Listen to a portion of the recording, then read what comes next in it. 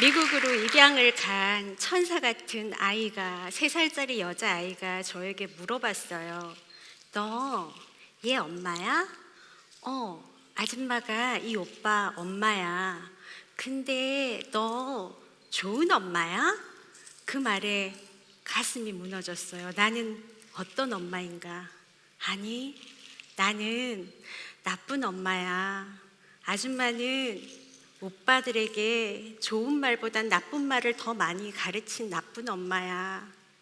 세상은 내가 듣고 싶은 이야기를 해주지 않았거든. 세상은 자기들이 하고 싶은 말만 했거든.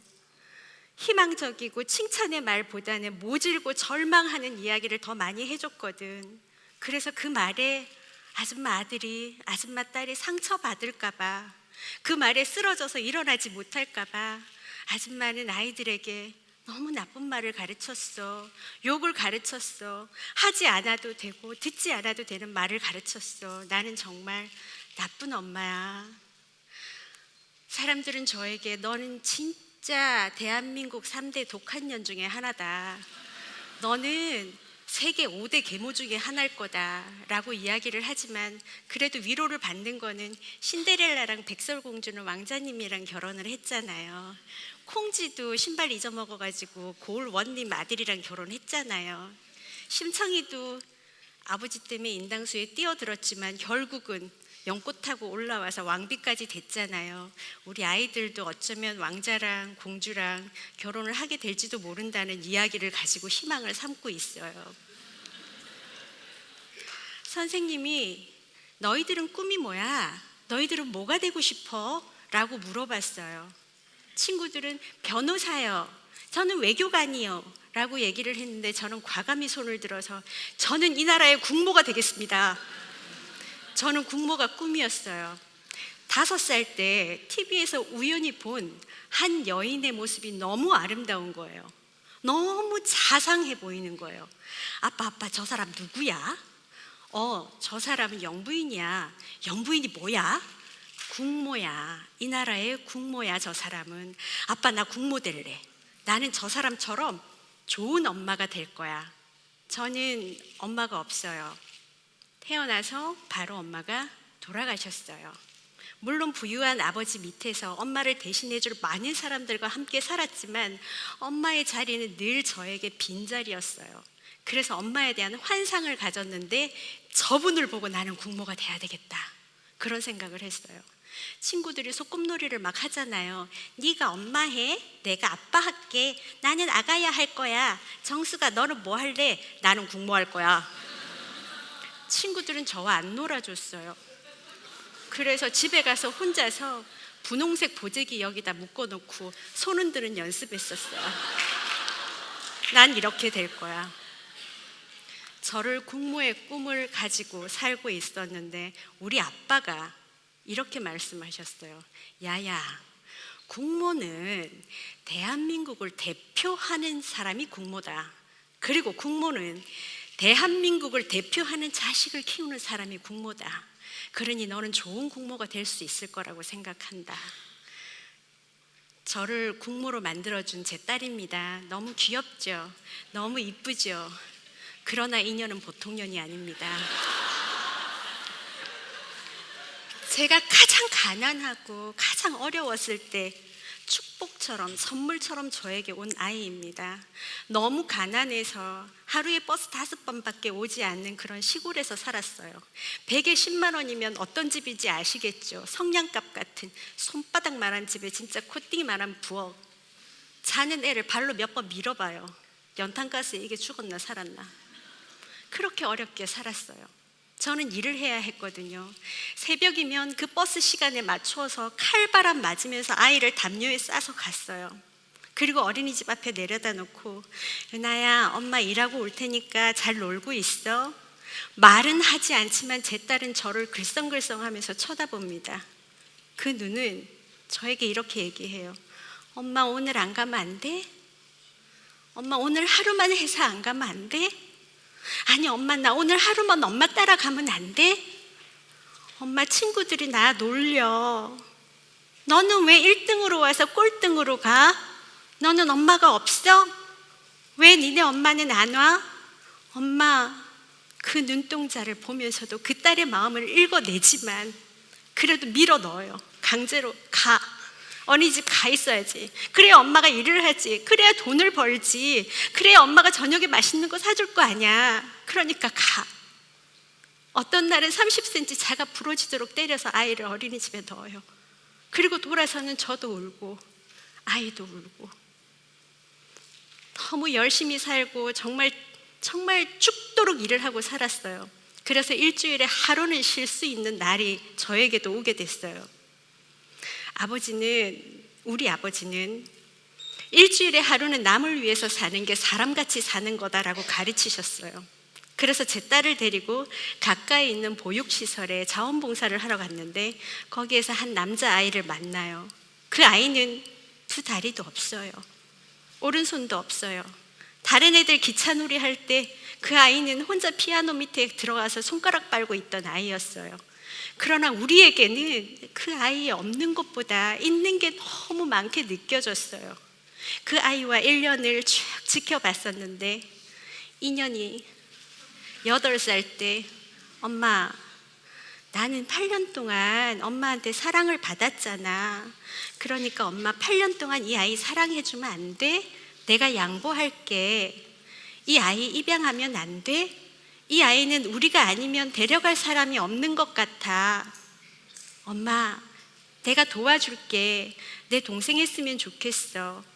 그렇게 해서 입양이라는 방법을 통해 제 아들이 되었습니다. 우리 딸에게 동생이 됐습니다. 그 딸은 결혼을 했고요. 사랑하는 우리 사위 윤효식 군과 아직까지 이렇게 이쁜 저를 조만간에 할머니로 만들어 줄 것 같습니다. 그렇게 사랑한 동생이 야입니다.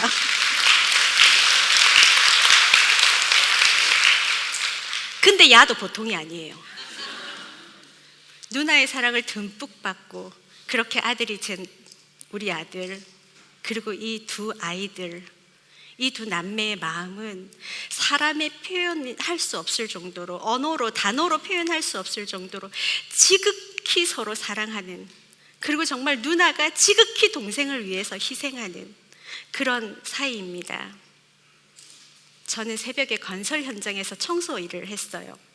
아줌마를 15명을 차에 이빠이 태워서 현장에 모셔다 놓고 아줌마 청소 여기 하세요. 그리고 전 백화점에 가서 일을 합니다. 그리고 아이들 밥 딱 먹여놓고 밤이면 대리운전하러 갑니다. 그리고 새벽에 와요. 그리고 많이 자면 4시간, 작게 자면 2시간. 남들이 점심 먹을 때 저는 창고에서 김밥 하나 물고 너무 졸릴 때는 혀를 꽉 깨물어서 그 피가 멈추지 않았던 적도 있고요. 그렇게 열심히 일을 할 수밖에 없었던 거는 저는 남편이 없어요. 처음부터 남편이 없었으면 참 고마웠겠지만 아시죠? 남편 하나가 10자식 키우는 것보다 힘들다는 거. 잘하셔야 합니다. 아이를 먹여야 했어요. 입혀야 했어요. 가르쳐야 했어요. 제 아들은 두 다리가 없기 때문에 의족이라는 높은 신발을 신겨서 친구들하고 놀게 해야 했어요. 세상에 세워야 했어요. 1년에 한 달 이상은 수술을 해야 돼서 병원에 있고 일주일에 2-3번은 병원을 다녀야 되니까 정규직은 생각할 수도 없어서 막노동을 하고 그렇게 살았던 거예요. 제가 아이를 데리고 수술을 하러 갔는데 우리 딸아이 운동회가 된 거예요. 미안하잖아요. 김밥도 못 사줬는데, 우리 은하 좋아하는 사이다 한 병 못 넣어줬는데, 혼자 잤을 텐데, 무서웠을 텐데, 점심이나 먹었을까 전화를 했어요. 은하야, 밥은 먹었니? 혹시 친구 엄마가 김밥 싸주디? 엄마 걱정하지 마. 나 밥 많이 먹었어. 어떻게 먹었니? 엄마 우리 반이 1번에서 36번까지 있는데 1번부터 하나씩 뺏어 먹으면 난 3줄 먹어. 그때 말렸었어야 해요. 은하야, 한 줄만 먹었어야지.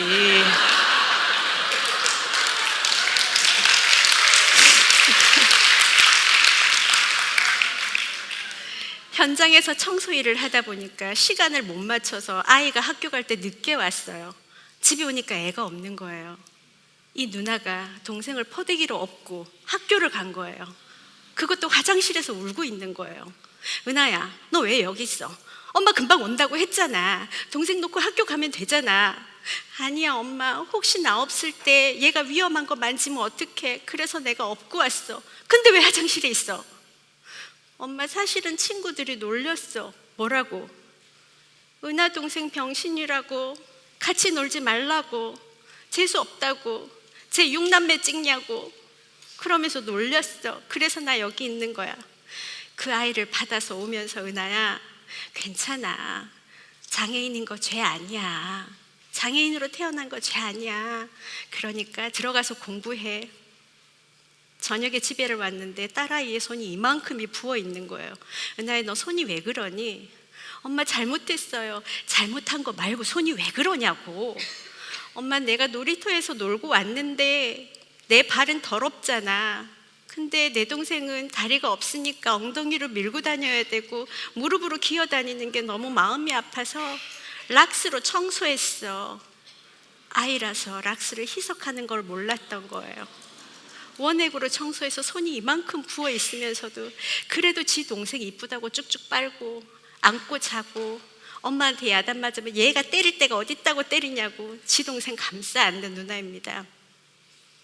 지 동생 친구들이 안 놀아줍니다. 어떤 엄마가 얘랑 놀지 마! 문을 쾅 닫았는데 그 문에 아이 손이 낀 거예요. 얼마나 아팠겠어요. 울고 절규하는 그 동생을 집에다 갖다 놓고 그 여자 집으로 쫓아가서 마루에 퍼질러져 앉아가지고 울은 거예요. 우리 엄마가 그랬는데요. 가난한 거 죄 아니래요. 못생긴 것도 죄 아니래요. 장애인으로 태어난 것도 죄 아니라고 그랬어요.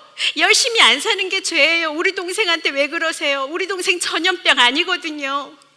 너무 울고 따지니까 그 여자가 전화가 왔어요. 은하 엄마, 내 미안한데 내가 진짜 미안하다고도 했거든. 잘못했다고도 했거든.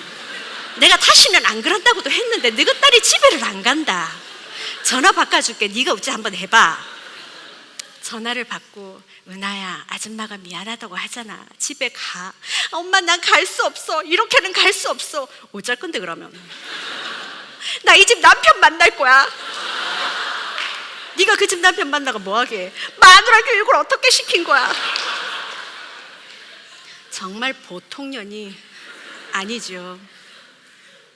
그 누나의 지극정성 사랑을 받은 제 아들입니다. 대한민국 국가대표 수영선수 김세진입니다. 이 아이는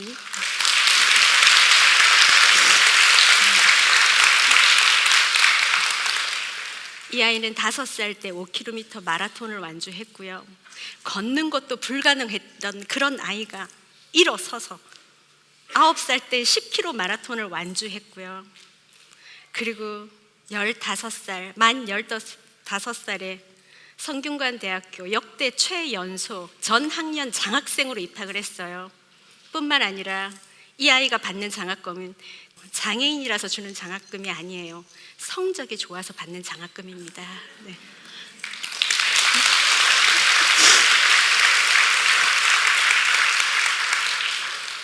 엄마, 비록 나는 사는 게 힘들었지만 내 동생들이 살 세상은 힘들지 않는 세상으로 바꾸고 싶어요 라고 이야기하면서 지금 이 순간에도 물속에서 훈련을 하고 있습니다. 아시안 게임을 앞두고 열심히 훈련하고 있는 제 아들입니다. 이미 세바시 세상을 바꾸는 시간 15분 365회 1년을 꽉 채운 365회에 출연해서 본인의 이야기를 담담하게 했던 아이입니다. 제가 오늘 여기 나간다고 하니까 저한테 엄마 내가 선배인 거 알지? 지난 8월에는 UN 스포츠국의 초청을 받아서 우리나라 태극기를 걸고 우리나라 옷을 입고 영어로 강연을 했어요. 세진이는 영어를 배운 적이 없어요. 2달 연습해가지고 저렇게. 저는 영어로 연습을 하면 뭐 레이디 앤드 젠틀맨 뭐 이렇게 얘기를 할 줄 알았는데 이상한 소리를 하는데 사람들이 웃더라고요. 아, 제가 영어를 잘하는구나. 세진이에게 얘기합니다. 세진아, 너가 야유받을 자신이 없으면 박수받을 자리에 서지 않는 것도 어쩌면 현명한 일일 수도 있어.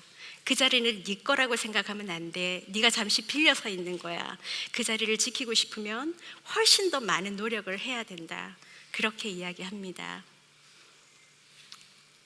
사랑하는 우리 딸, 사랑하는 우리 아들, 사랑하는 우리 사위, 왜 네 눈 찔러가면서, 왜 네 부돈 파가면서 그렇게 어려운 길을 선택했냐라고 사람들이 많이 물어봤지만, 저는 할 줄 아는 게, 내가 할 수 있는 게 아이들에게 기회를 주는 일밖에 없었어요. 하고 싶니? 그래, 해. 그래, 최고로 해. 우리 아이들은 그 기회를 기적으로 만들어냈고 그 기적으로 많은 사람들에게 기쁨을 주고 있습니다. 늘 일하는 엄마여서, 늘 함께 해주지 못하는 엄마여서 미안했지만 우리 아버지의 말씀처럼 우리 아이들은 이 나라를 대표하는 아이들이 되었고요. 지금 일을 하고 있으면서 아이들을 키우면서 2배의 노력, 4배의 노력으로 살고 있는 이 땅의 모든 일하는 것이 행복한 엄마들은 대한민국을 대표하는 국모가 아닐까 생각합니다. 엄마라는 이름으로 살게 해줘서 고마워 얘들아. 너희들의 엄마인 걸 한 번도 포기하겠다는 마음을 먹은 적이 없단다. 너희들의 엄마라서 행복하다. 사랑한다. 감사합니다.